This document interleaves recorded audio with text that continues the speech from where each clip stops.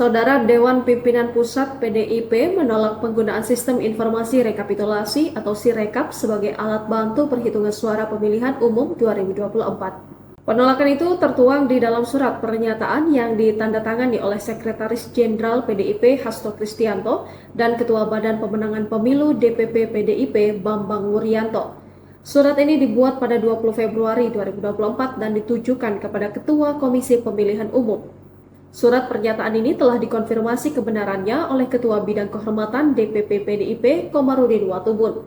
PDIP mengambil sikap penolakan setelah melihat berbagai dinamika proses pemilu 2024. Salah satunya terjadi persoalan di dalam proses input data penghitungan suara di tempat pemungutan suara ke dalam Sirekap.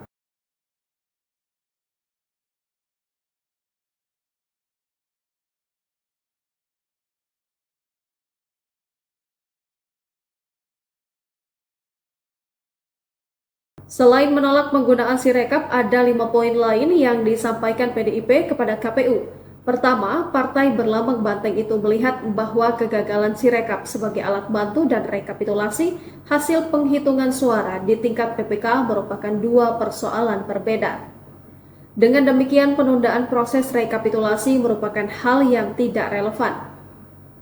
Kedua, KPU semestinya tidak perlu menunda tahap rekapitulasi di tingkat PPK karena tidak ada situasi genting yang memaksa atau tidak ada kondisi darurat. Ketiga, permasalahan kegagalan Sirekap sebagai alat bantu harus segera ditindaklanjuti dengan mengembalikan proses rekapitulasi hasil penghitungan suara manual berdasarkan sertifikat hasil penghitungan suara atau C1.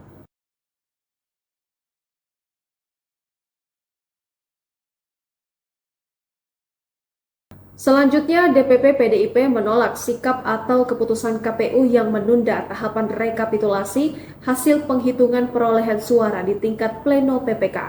Hal ini karena dinilai telah membuka celah kecurangan dalam tahapan rekapitulasi hasil penghitungan perolehan suara serta melanggar asas kepastian hukum, efektivitas efisiensi, dan akuntabilitas penyelenggaraan pemilu 2024.